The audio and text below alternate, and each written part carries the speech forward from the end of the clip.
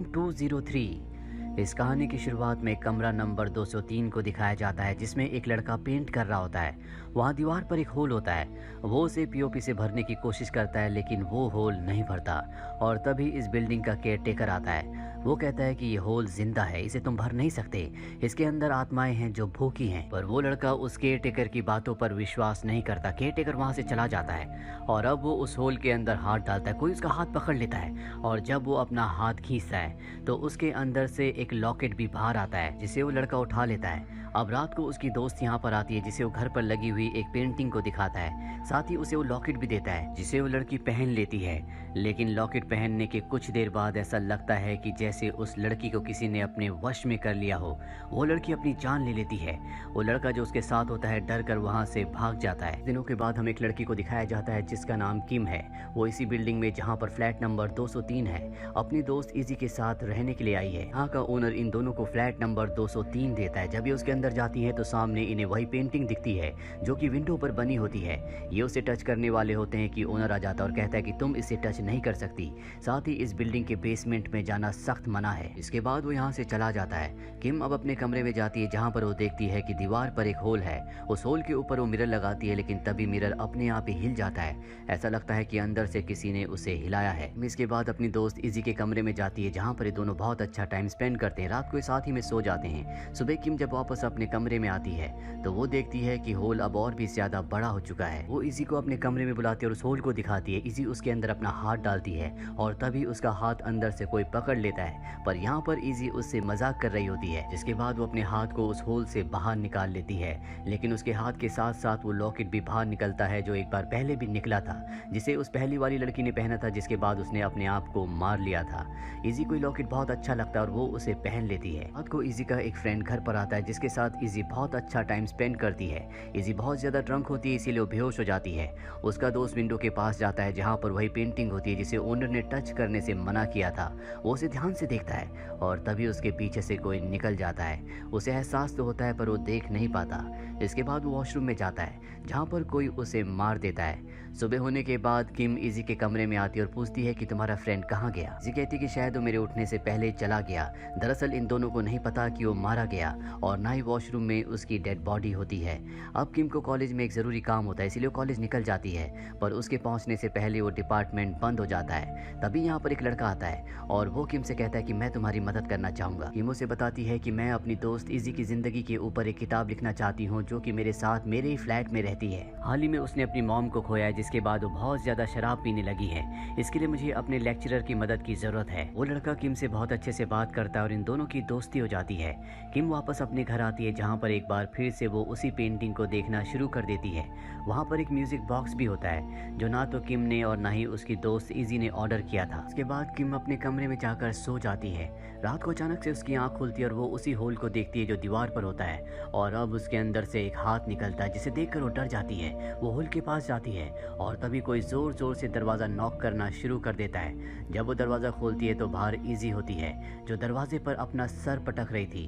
दरअसल उसे रात को नींद में चलने की आदत होती है, इसीलिए उसे किम अपने साथ सुला लेती है। वह इजी पूरी तरह से नॉर्मल होती है। किम उसे उस लड़के के बारे में भी बताती है जिसे वो एक दिन पहले कॉलेज में मिली थी। किम इसके बाद कॉलेज जाती है, जहाँ वो अपने लेक्चरर से पूछती है कि मैं अपनी दोस्त की जिंदगी के ऊपर एक किताब लिखना चाहती हूँ, क्या मैं सही कर रही हूँ। उसके लेक्चरर कहते हैं कि अगर उसे कोई प्रॉब्लम नहीं है तो तुम लिख सकती हो। अब यहाँ पर इजी भी आ जाती है, जिसने वही लॉकेट पहना होता है जो होल के अंदर से बाहर निकला था।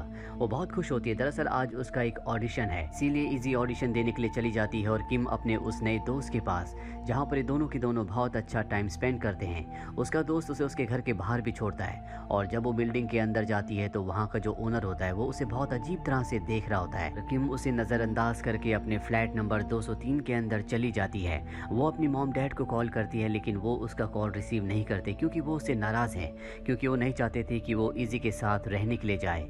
और अब वो अपने कमरे में जाती है, जहाँ पर अपने आप ही मिरर टूट जाता है। दरअसल इस मिरर को उसने होल के ऊपर लगाया था, जो अब टूट चुका है, और तभी उसे अपनी दोस्त इजी की आवाज सुनाई देती है। जब वो दरवाजा खोल कर देखती है तो वहाँ पर उसकी दोस्त इजी अपनी दोस्त के साथ बात कर रही होती है। इसके बाद वो सो जाती है। रात को अचानक से उसे आवाजें आती हैं, और जब वो बाहर जाकर देखती है तो इजी नींद में चलकर नीचे बेसमेंट की तरफ जा रही होती है। किम भी उसका पीछा पीछा करते हुए नीचे बेसमेंट तक जाती है जहाँ पर उसे इजी कहीं नहीं दिखती, पर जल्दी वो उसे ढूंढ लेती है। उसके हाथ में वही म्यूजिक बॉक्स होता है जो इनके फ्लैट में अपने आप ही आ गया था। वो इजी को होश में लाती है। इजी डर से कांप रही होती है। किम कहती है कि तुम्हें शराब पीने की आदत को छोड़ना चाहिए, ये सब कुछ शराब पीने से हो रहा है। इजी कहती है कि मैं आज के बाद कभी भी शराब को हाथ नहीं लगाऊंगी। किम अगले दिन अपने कॉलेज के नए दोस्त को ये पूरी की पूरी बातें बताती है। वो कहता है कि हमें नीचे बेसमेंट में जाकर देखना चाहिए कि वहाँ पर ऐसी कौन सी चीज़ है कि लिजी अपने आप ही नीचे खींची चली गई। और ये दोनों के दोनों किम के फ्लैट में आ जाते हैं जहाँ पर ये देखते हैं कि बिल्डिंग का जो ओनर है वो इनके घर पर है और उस पेंटिंग की सफाई कर रहा होता है जिसे छूने के लिए उसने मना किया था। वो किम से कहता है कि मैंने कहा था कि तुम बेसमेंट में नहीं जाओगी, रात को तुम अपने दोस्त के साथ बेसमेंट में गई थी, आज के बाद ऐसा नहीं होना चाहिए।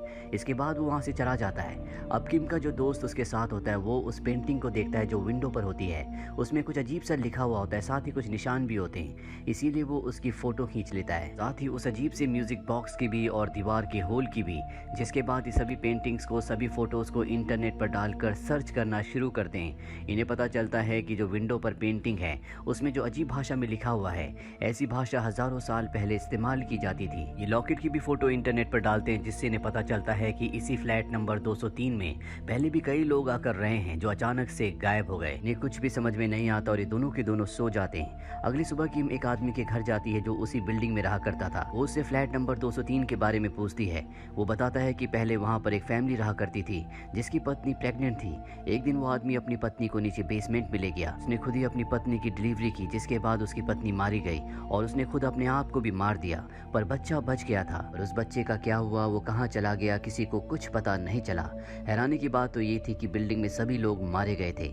इसके बाद किम वापस उसी बिल्डिंग में आ जाती है। जब वो अपने फ्लैट में जाती है तो देखती है कि उसकी दोस्त इजी वहाँ पर शराब पी रही है। वो कहती है कि तुमने वादा किया था कि तुम शराब नहीं पियोगी। इजी कहती है कि मुझे पता चल चुका है कि तुम मेरी जिंदगी के ऊपर एक किताब लिख रही हो, तुम मेरी दोस्त नहीं हो, तुम मेरा फायदा उठा रही थी, इसीलिए तुम मेरे साथ हो। इजी को समझाने की कोशिश करती है, उससे माफी भी मांगती है, पर इजी उसकी कोई बात समझने के लिए तैयार नहीं है। वहीं दूसरी तरफ किम के दोस्त को दिखाया जाता है जो एक चर्च में जाता है जहाँ पर उसे वैसी पेंटिंग दिखती है जैसे कि किम के फ्लैट के अंदर है।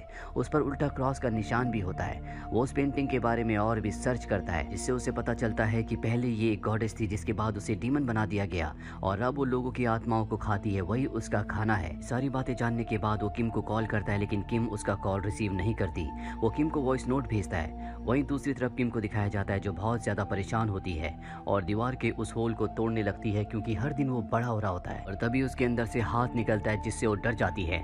पीछे से इस बिल्डिंग का ओनर आ जाता है और उसे पकड़ के बेहोश करके बांधकर अपने साथ अपने फ्लैट में ले जाता है और अपने मॉम डैड की फोटो दिखाकर उसे बताता है कि दीवार के पीछे होल के अंदर जो डीमन रहती है उसी के पास मेरे माता पिता हैं। यहाँ पर हमें समझ में आ जाता है कि ये वही बच्चा है जिसके बारे में उस आदमी ने कहा था जो आज से कई सालों पहले इसी बिल्डिंग में रहा करता था। किम को बताता है कि आज से कई साल पहले मेरे माता पिता ने उस डीमन को गलती से हमारी दुनिया में बुला लिया था और वहाँ जो पेंटिंग है वही पेंटिंग के जरिए वो इस दुनिया में आई थी और दीवार पर जो होल है उसी होल से वो दूसरों की आत्माओं को अपना खाना बनाती है। इसीलिए मैं यहाँ पर नए नए लोगों को रखता हूँ ताकि उसको खाना मिलता रहे और वो शांत रहे। अब तुम उसका खाना बनोगी। इसके बाद वो किम के ऊपर हमला करने वाला होता है कि किम उसे धक्का देकर यहाँ से निकल जाती है।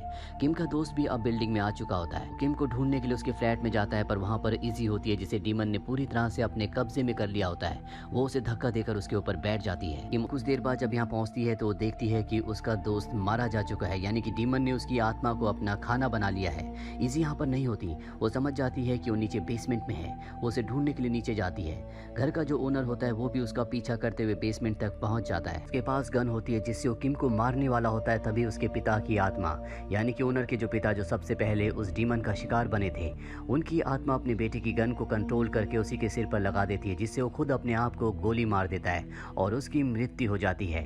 उसके पिता की आत्मा को पता था कि उनका बेटा कई सालों से गलत काम कर रहा है, इसीलिए उनकी आत्मा ने ऐसा किया होता है। किम अब इजी को ढूंढना शुरू कर देती है। इजी उसे दिख जाती है। वो इजी से कहती है कि तुम्हें अपने गले के लॉकेट को उतारना होगा, पर इजी डीमन के कब्जे में है। वो उसके ऊपर हमला करती है पर किम उसके हाथ को पकड़कर उसके गले के लॉकेट को निकाल देती है जिससे वो होश में आ जाती है। ये दोनों के दोनों वापस अपने फ्लैट नंबर 203 में आ जाते हैं जहाँ पर किम उस खिड़की पे बनी पेंटिंग को तोड़ देती है।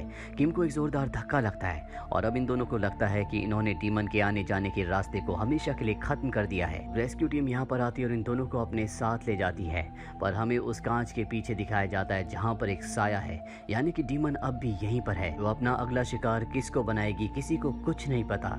इसी के साथ रूम नंबर 203 की कहानी यहीं पर ख़त्म हो जाती है। उम्मीद करते हैं कि ये कहानी आपको पसंद आई होगी।